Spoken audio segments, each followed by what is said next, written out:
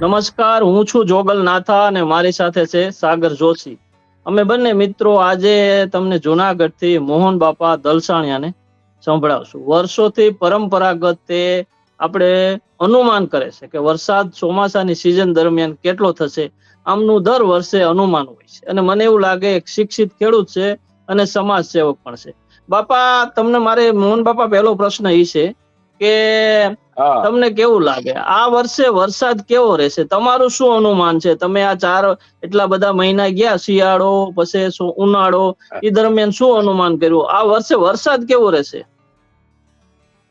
જો આ વર્ષનું ચોમાસું વધારે પડતું વિચિત્ર આવશે, કારણ કે આપણી જે બધા જે ગર્ભ બંધાતા હોય ને, સામાન્ય રીતે ત્રણેય ઋતુ, શિયાળો, ઉનાળો અને ચોમાસું, એમાં શિયાળો છે ને એ સમગ્ર જીવ સૃષ્ટિ માટે ઉત્તમમાં ઉત્તમ શિયાળો છે. માણસની શક્તિ શિયાળામાં જમા થાય છે. એમ દરેકના ગર્ભ શિયાળામાં જ બંધાતા હોય છે. તમે જુઓ તો પશુ, પક્ષી, માનવ સૃષ્ટિ અને આકાશી બધા ગર્ભ શિયાળામાં જ બંધાય. હવે એ શિયાળામાં ગર્ભ બંધાય, એ શિયાળો આ વખતે અનિયમિત હતો બહુ જ, અને એની અસર મને એમ છે કે ચોમાસા ઉપર પડશે જ. અનિયમિત એટલે કે ગર્ભ બંધાતા બહુ ઓછા ગર્ભ બંધાણા છે. અમુક ખંડવૃષ્ટિ વાળું ચોમાસું થઈ જાય તો કેવાય નહીં કઈ, કારણ કે વરસાદના ગર્ભ છે, વરસાદના ગર્ભ 195 દિવસ થી 225 દિવસ ગણે. આવી રીતે બધાના ગર્ભના દિવસો નક્કી કરેલા હોય છે. પશુ પક્ષી છે એના પણ દિવસો નક્કી કરેલા હોય છે કે 9 મહિના 13 દિવસ થાય એટલે ગાય, અથવા 10 મહિના અને 20 દિવસ થાય એટલે ભેંસ. આ બધા બચ્ચાને જન્મ આપે, પણ એના જે ગર્ભ બંધાવવાની જે ઋતુ છે ને શિયાળો જ હોય. એમ માનવ સૃષ્ટિમાં પણ મેં તપાસ કરી તો આ વર્ષે જન્મનું પ્રમાણ કાર્તક માસમાં જે હોવું જોઈએ માનવ સૃષ્ટિમાં, એ પણ બહુ ઓછું હતું. અને અત્યારે એપ્રિલમાં ડોક્ટરો મને કીધું આ વિચિત્ર અમને લાગે છે, એ એપ્રિલમાં બાળકનો જન્મ થાય, આટલું બધું મોડું કેમ થયું ખબર નથી પડતી અમને પણ. એવી જ રીતે ટીટોડીના ઈંડા જોયું તો બે બચ્ચા જ નીકળ્યા છે, અને બહુ ઓછા નથી, બહુ નીકળ્યા ગયા હજી સુધી. એવી જ રીતે જે વનસ્પતિ છે બધી એ પણ અનિયમિત છે. ચણિયા બોરમાં બોર નથી આવ્યા. હવે ચણિયા બોરમાં અત્યારે ફાલ દેખાય છે, બોલો. હવે વૈશાખ મહિને ચણિયા બોરમાં બોર આવે તો ખરેખર ચણિયા બોરમાં તો નવેમ્બરમાં ફાલ બંધાઈ જાય હોય અને બોર વેચાતા હોય. એવી રીતે બોરડીમાં બોર નથી બંધાણા, લીમડામાં બોર આવ્યો, લીંબોડી નથી જઈ બંધાણી. બોર આવ્યો તો લીંબોડી નથી બંધાણી. એવી રીતે કેસુડામાં ફૂલ આવ્યા ઘણા બધા, પણ કેસુડાને પૈડિયા ખોલો તો અંદર બી નથી. એટલે આ બધી જે વિચિત્રતા જે થઈ છે આ વર્ષે, એટલે શિયાળો ઘણો બધો અનિયમિત બન્યો છે. શિયાળામાં આ વખતે ઠંડી પડી જ નથી, એમ ઘણો સૂકી ઠંડી પડી જ નથી, ગરમ પહેરવું જ નથી પડ્યું. એટલે આ જે છે, અને અત્યારે પણ એપ્રિલમાં એટલું બધું ગરમ હવામાન હોય જે ખરેખર મે મહિના હોવો જોઈએ, એને બદલે મે મહિનો અત્યારે 5-7 દી ત્યાં ગરમી પડે છે. 8 તારીખથી ગરમી શરૂ થાય, 17 તારીખે પછી વળી ઠંડ 38 થઈ જાય. અત્યારે 40, 41, 42, 43 હાલે છે આ મે મહિનામાં. આ 2 મહિનો આખો ગરમ હોવો જોઈએ તો ચોમાસું વધારે સક્રિય બને, કારણ કે 2 વસ્તુ. એટલે આ વર્ષે અનિયમિતતા બધા છે. પશુ પક્ષીના વ્યાજણમાંથી માંડી ગર્ભ બંધાતા ઓછા. એટલે મારી દ્રષ્ટિએ મને ખંડવૃષ્ટિ વાળું ચોમાસું, કદાચ કોઈક જગ્યાએ વરસાદ થઈ જાય અને વરસાદ ખેંચાઈ પણ જાય, અમુક જગ્યા ખાલી પણ રહી જાય. એટલે આ બધું અત્યારે એટલું બધું, કારણ કે આટલી બધી ગરમી જે પડે છે, જે દરિયાકાંઠાના જિલ્લામાં પણ 42-43 હવામાન હોય તો આ બધા વધારે પડતી ગરમી. અને આ ગરમીને કારણે મને એવું લાગે છે, કારણ કે ગરમાળામાં જે ફૂલ આવ્યા હતા એ 10મી એપ્રિલે મેં ફૂલ જોયા. હવે 10મી એપ્રિલ પછી 45 દિવસ ગણો તો 25મી મે આવે, તો 25મી મે રોહિણી નક્ષત્ર બેસે છે. એટલે રોહિણી નક્ષત્રમાં આ ગરમી જોતા એવું લાગે છે કે અરબ સાગરમાં ડિપ્રેશન ઉભું થાય. અચ્છા. અને ઈ ડિપ્રેશન કદાચ ગુજરાત માથે આવી જાય, અત્યારે સંભવ એવો લાગે છે, એક બંગાળમાં દેખાય છે, પણ એક વસ્તુ એક અરબી સમુદ્રમાં પણ થાય એવું લાગે છે આ ગરમી જોતા. કારણ કે હંમેશા બહુ ગરમી પડે ને એટલે હવામાન એ વિસ્તારની ગરમ હવા ઉપર ચડી જાય અને દરિયામાંથી ભેજ ખેંચીને ડિપ્રેશન ઉભું કરે. એટલે જો એ રોહિણીમાં વરસાદ પડે પેલા કે બીજા પાયામાં, તો 72 દિવસ સુધી વરસાદ ન થાય આ લોક વાયકા છે. ચોમાસું ખેંચાઈ જાય, ભેજ બધો રેડી લઈ જાય અને પછી નવો ભેજ બંધાતા તો વિક્ષેપ વાળું ચોમાસું થઈ જાય બહુ, અને પછી બીજું લેટ થાય તો ઉત્પાદન પણ થશે. હા, બીજો અલ નીનો ની તમને શું લાગે? અલ નીનો વાળો આ વૈજ્ઞાનિક વાળા બહુ વાતો કરશે. જો અલ નીનો એટલે શું છે હું તમને કહું કે અલ નીનામાં દરિયાનું પાણી ગરમ થઈ જાય. અચ્છા. હવે દરિયાનું પાણી ગરમ થઈ જાય, હંમેશા દરિયો જેટલો ઠંડો રહે ને એને લાલ નીનો કહેવાય. હવે દરિયો જેટલો ઠંડો એમ જમીન જેટલી ઠંડી ને એટલો ઉપરથી ભેજ ખેંચાય ને વરસાદનું પ્રમાણ વધે. આ સીધી વાત છે. એટલે જમીન જેટલી ઠંડી હોય, મારી પાસે 93 વર્ષના આંકડા છે, એમાં 91 થી 2091 થી 2091 થી 1991 થી 2000 આ 10 વર્ષના ચોમાસા બધા નબળા છે. કારણ કે જમીન ગરમ હતી, અને જમીન ગરમ હતી અને 2000 માં ભૂકંપ આવ્યો એટલે એક ધારી ગરમી બની જમીન માંથી નીકળી ગઈ. ત્યાર પછી 2000 થી 2010 સુધી બધા ચોમાસા તમે જુઓ બહુ સારા, વરસાદ બહુ પડ્યો.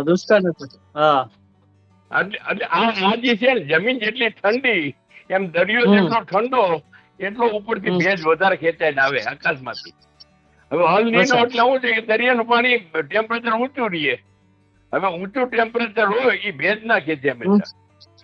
બરાબર. હંમેશા નીચું ટેમ્પરેચર હોય ને તો ભેજ ખેંચાય ઉપરથી. અચ્છા. આ સીધી વાત છે આપણી. એટલે એટલા માટે અલ નીનો લાલ નીનો જે કે છે. હા બોલ. આ સૌરાષ્ટ્રમાં બીજા કરતા કઈ મહદઅંશે ઠીક રહે. સૌરાષ્ટ્રનો મોટા ભાગનો દરિયા કિનારો છે. મને એમ છે કે ઘણી વખત ઉત્તર ગુજરાતમાં અને મધ્ય ગુજરાતમાં તો વરસાદની ખેસ વર્તાય, પણ આવા સિઝનેબલ ચોમાસા આવે ત્યારે સૌરાષ્ટ્રને બહુ વાંધો નથી આવતો. તમારું એ બાબત શું કહેવું છે? સૌરાષ્ટ્રના દરિયાકાંઠાના જિલ્લાઓમાં છે ને, દરિયાકાંઠા એમાં પણ વરસાદનું પ્રમાણ રહેશે ખરું, પણ અનિયમિત થઈ જશે એવું લાગે છે મને. અને તમે દરિયા એટલે જો સૌરાષ્ટ્રમાં પણ રાજકોટ છે, સુરેન્દ્રનગર છે, આ બધા સૌરાષ્ટ્રના જિલ્લાઓ. આ બધા એ પછી ઉત્તર ગુજરાત આવે, મધ્ય ગુજરાત આવે. હવે એ બધામાંથી છે ને એ વરસાદની અનિયમિતતા ખેત રહેશે એવું મારું અનુમાન મને લાગે છે. મારા મિત્રો બધા કહે છે કે ચોમાસું બહુ ભરપૂર છે, પણ મને આ બધી નેગેટિવ પોઈન્ટ જોતા વરસાદ નબળો રહેશે એટલે એવું મારું અનુમાન છે. અને આજે તો ક્લાઇમેટ વાળા પણ આપ્યું છે કે અલ નીનો જે દાખલ થવાનો તો વહેલો આવે છે. હવે જે ખરેખર જે જુલાઈમાં આવવાનો હતો એ કદાચ જૂનમાં અલ નીનો દાખલ થઈ જાય. એટલે અલ નીનો દાખલ થઈ જાય ને તો પછી આપણે ખબર જ છે કે અલ નીનામાં બધી જગ્યાએ વરસાદ ઓછો વરસાદ થઈ જાય છે. અત્યારે લક્ષણો બધા જોતા એવું લાગે વનસ્પતિના આ બધાના મેં નિરીક્ષણ કર્યું ને તો એવું બધું નેગેટિવ એક જ પ્લસ પોઈન્ટ છે મારી રીતે કે 93 વર્ષમાં જે અદક મહિના જે વધારાના જે મહિના આવે ને એમાં શ્રાવણ, ભાદરવો અને આસુ આ જયારે આવ્યા છે ને મેં 93 વર્ષના આંકડા કાઢ્યા એમાંથી એની અંદર વરસાદનું પ્રમાણ 15 થી 17 ઇંચ 18 ઇંચ 20 ઇંચ રહ્યું સરેરાશ આટલા 3 મહિનામાં.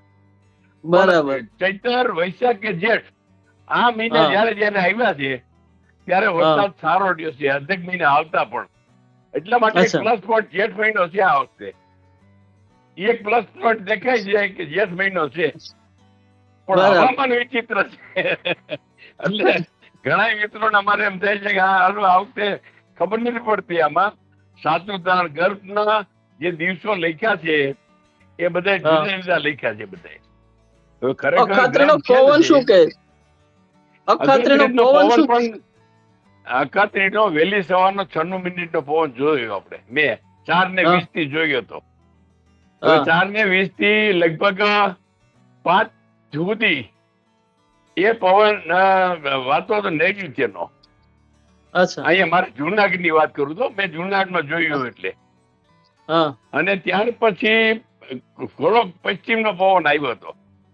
પછી અમુક સમયે પવન સ્થિર હતો, 10-15 મિનિટ ઉપર ચડ્યો બધો.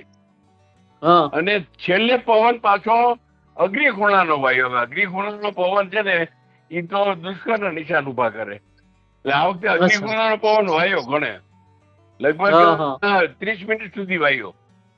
એટલે એ અખાત્રીજનો પવન પણ એવો નથી. બીજી વસ્તુ કે અખાત્રીજને દિવસે સૂર્ય અને ચંદ્ર જે પોઈન્ટ ઉપર આથમે એ હું દર વર્ષે નિરીક્ષણ કરવા જાઉં છું. તો આટલા વર્ષોમાં મેં આ વર્ષે જોયું તો સૂર્ય એક જ જગ્યાએ બેસવું કાયમી જાઉં ત્યારે મારા ફાર્મ ઉપર, અને એક જ નિશાન રાખીને બેસવું. સામે ઓસમનો ડુંગર છે, ઓસમના ડુંગરની ચોટી પાસે સૂર્ય આથમતો હોય દર વર્ષે. હવે આ વર્ષે એ સૂર્ય પોતે દક્ષિણ બાજુ ગયો વધારે આત્મો. હવે આ મને નવાય લાગે એટલું બધું દક્ષિણ બાજુ સૂર્ય આત્મો, તો પછી ચંદ્ર આત્માનો અંતર કઈ રીતે ગણવું એમ? એટલે આ બધી વિચિત્ર આવે છે. જ્યાં જે ડેટા લેવા થાય ને આપણે, એટલે બધા વિચિત્ર. હવે જો અત્યારે તમારી પાસે તો ઘણા બધા લોકોના ડેટા આવતા છે, ઘણા બધા આવું હવામાન જોતા હોય એવા મિત્રો બી છે. બીજા બધા લોકોનું શું કે? એ બધાનું એકંદરે શું કહેવાનું છે? એ બધા તો કચ્છ ઉપરથી કે છે, અને આકાશી કચ્છ ઉપરથી કોઈ પશુ પક્ષીની ચેષ્ટા ઉપરથી કેતા હોય.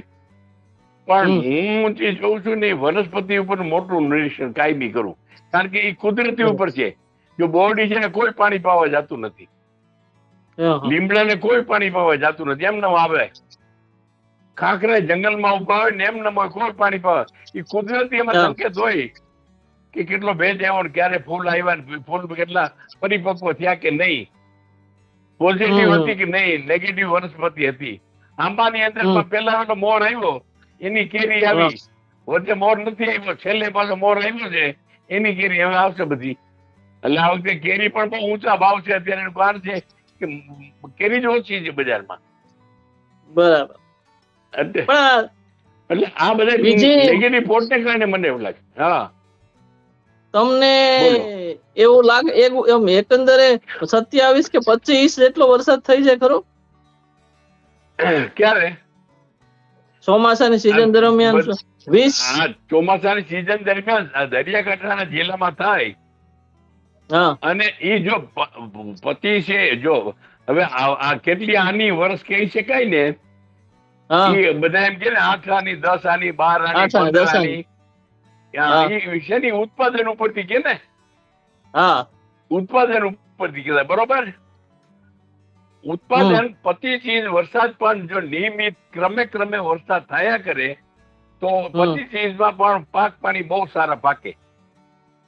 પણ જો વચ્ચે ગેપ આવી જાય અને પાણી પાવું જ પડે, પાણી ન હોય તો એ વરસાદની ગેપ આવે મોટી, અને પછી એક ઢગલો થઈ જાય તો એને કઈ રીતે હાનિમાં ગણવું આપણે? તો પેલું કઈ રીતે હાનિમાં ગણવું? એટલા માટે છેલ્લે વરસાદ થઈ જાય ડેમ ભરાઈ જાય એવું બને. એક વરસાદ જોરદાર થયો ડેમ ભરાઈ જાય, પછી ચોમાસું નિયમિત ના કહેવાય નથી એમ. ઓકે. બીજો એક પ્રશ્ન છે કે 25 તારીખે આપણે જુનાગઢ ની અંદર આખા ગુજરાત માંથી જ્યાં અમુક લોકો પરંપરાગત લોકો જોઈ છે કે વરસાદ કેવો થશે, કેટલો થશે, તો બધા ભેગા થવાના છે. તો એ ફંક્શન શું છે, કઈ રીતે છે, એ મને કહો. એટલે જે લોકો મારો વિડીયો જોઈ એ લોકો સાંભળે ને એવું કોઈ જ્ઞાતા કોઈ જાણકાર માણસ હોય તો જેથી એનું નોલેજ બધા સુધી પહોંચે. હવે આ છે ને 25 તારીખે અમારી જુનાગઢ કૃષિ યુનિવર્સિટી છે, એ આજે વર્ષો ત્યાં એક પરંપરાગત જોનારા આગાહીકારોનું એક મંડળ સ્થાપ્યું છે, અને એ બધા પોતાને ખર્ચે અહીંયા એક દિવસ આવે છે. એક દિવસ યુનિવર્સિટીમાં આવે બધા, અને પોતાની આગાહી રજૂ કરે કે કેવું લાગશે, અને એ લગભગ આખા સૌરાષ્ટ્રમાંથી આવે, અને લગભગ 48 થી 50 જણા આવા સભ્યો છે અમારા બધા, જે ગામડામાં પરંપરાગત જે વરસાદ જોતા હોય ગામમાં જુદી જુદી રીતે જોતા હોય. તમે ઘણું જોયું હોય તો ઓલા કાચા કુયડામાં પાણી ભરે, જે શ્રાવણ ભાદરવો આંસુ, અને એમાં કુયડામાં એક હારે પાણી ભરે, અને એ મહિનો સારો છે. આ બધી ગામડાની ઘણી બધી જોવાની રીત છે. અમુક જગ્યાએ રોટલો નાખે કુવામાં, અને રોટલો કઈ બાજુ ગયો એ રીતે પણ જુએ છે. એટલે માણસો બધાની રીત છે ને દરેક પરંપરાગત બધી જગ્યાએ જુએ છે. એમ કૃષિ યુનિવર્સિટીમાં પણ આવા તજજ્ઞો, એમાં બ્રાહ્મણો પણ હોય છે, શાસ્ત્રોકીય રીતે પણ કઈ રીતે ચોમાસું, પંચાંગની રીતે પણ ચોમાસું શું કે છે, આ બધું જોવે છે. કારણ કે જેટલા આપણા હાથે આ નક્ષત્રો છે બધા, ચોમાસાના નક્ષત્રો બધા, મૃગશિરા થી લઈને આદરા સુધીના આ બધા ચોમાસા નક્ષત્ર કહેવાય. હવે એ નક્ષત્ર શ્રી છે, પુરુષકારક છે, એટલે એની ઉપરથી પણ વરસાદ એમ છે કે આ છે ને આ વરસાદ સંજોગ્યું છે, સંજોગ્યું નથી, આ બધા તારણો એમાં મૂકતા હોય છે પોતપોતાના, અને એની પર આખું વર્ષનું રાત કાઢે છે કે ભાઈ મોટા ભાગને એમ કેતા હતા કે ચોમાસું એટલાની થશે ને આવું વર્ષ થશે. હવે આ વાત તો આ રીત છે ને જી, આ રીત અમે રાજકોટમાં પુરુષોત્તમ રૂપાલાને મેં વાત કરી હતી કે આપણી ગુજરાતની બધી કૃષિ યુનિવર્સિટીઓ છે, તો દાંતીવાડા પણ છે, એ આજુબાજુના ગામડામાં જોનારા હોય ત્યાં પણ આવું એક મંડળ કરો, આણંદમાં પણ છે ત્યાં પણ એક આવું મંડળ કરો, નવસારીમાં પણ છે, તો ત્યાં પણ ગામડામાં જોનારા છે. આ ખેડૂતોનું પરંપરાગત છે, આ જ્ઞાન જીવતું રાખવું જોઈએ. અને હું તો એમ કહું છું કે આમાં કોઈકને પીએચડી કરવાનું સ્ટાઇપન્ડ આપો, અને કોઈ પીએચડી કરે કે આ પેઢી વી જાય ને પછી નવી પેઢીમાં કઈ ખબર નહીં પડે. એટલે આ કરવા જેવું સરકારને મેં સૂચન કર્યું છે કે ભાઈ આ તમે આમાં કઈક કરો, કે આ પરંપરાગત જોનારા કોઈ પણ વિષય કરતો હોય, પીએચડી થતો હોય તો એને સ્ટાઇપન્ડ આપો, ને ગામડામાંથી ખોડી અને એની પાસેથી જ્ઞાન મેળવી અને લોકો મૂકે અને નવી પેઢી તૈયાર થાય. ઓકે, તો આ હતા મોહન બાપા. એમણે ઘણી બધી, મારે 25 તારીખે રૂબરૂ જુનાગઢ જવાનો છું, રૂબરૂ પણ મળી, પણ મને એમ થયું કે રૂબરૂ પેલા થોડીક લાંબો ટાઈમ છે. મને ઘણા બધા વોટ્સઅપમાં મિત્રોના મેસેજ બી આવતા હતા કે તમે મોહન બાપાનો ઇન્ટરવ્યુ લ્યો, એમનું શું કહેવાનું છે, એટલે મેં ઓનલાઈન જ લેવાનો પ્રયાસ કર્યો છે. મોહન બાપા આપણે રૂબરૂ મળશું. સાચું, ચોક્કસ. આ વર્ષે હું થોડો ડિસ્ટર્બ થઈ ગયો હતો, એટલે હું કસ લખી ગયો નથી, હું પણ કસ તારીખ લખું છું, પણ મારો સન નથી ગયો એટલે હું ડિસ્ટર્બ હતો, કસ લખી ગયો નથી. પણ જનરલ મેં આ તારણ જે કાઢ્યું છે એ મારી વાડી ઉપર જતા હજી ઉધીના રાફડા ક્યાંય જોયે નથી. ચોમાસા પેલા ઉધી પોતાનો રાફડો બનાવે અને પોતે ઊંચો લઈ જાય, ખબર પડે કે વરસાદ થવાનો છે. એટલે આવું બધું હજી સંકેત એવા બહુ મળતા નથી મને, એટલે હું નબળું માનું છું. મારા મિત્રો એમ કે છે બહુ સારું થાય, મેં તમારી આગાહી સાચી પડે અને ભલે મારી ખોટી પડે, મને એવું લાગે છે. ભગવાન કરે ને તમારી આગાહી ખોટી બી પડે બાપા, બરાબર ને? તમારી આગાહી ખોટી બી પડે, બધા પોતપોતાના અનુમાનો કહે તો ખ્યાલ આવે એટલા માટે. ના, બરાબર, 100%. મળશું જુનાગઢ, અને તમે જોતા રહો. તમારે શું કહેવાનું છે? તમે શું ખેડૂત છો? જો તમારું અનુમાન શું છે? તમારી આજુબાજુ કોઈ જાણકાર લોકો છે કે નહીં? તમારી આજુબાજુ શું માન્યતા છે? તમે કેવી પદ્ધતિઓ છે? આવું ગામડાઓમાં ઘણું બધું નોલેજ. તમે બી કોમેન્ટ કરજો, કોઈ એવો માણસ હશે તો અમે એમને બી ઇન્ટરવ્યુ કરશું. બસ આટલું જ. ફરી મળશું કોઈ નવા વાત સાથે, નવી વિચાર સાથે, ને કોઈ ખેડૂતના મુદ્દા સાથે. ત્યાં સુધી મને રજા આપો. જય જય ગરવી ગુજરાત. હા, જય જય ગરવી ગુજરાત.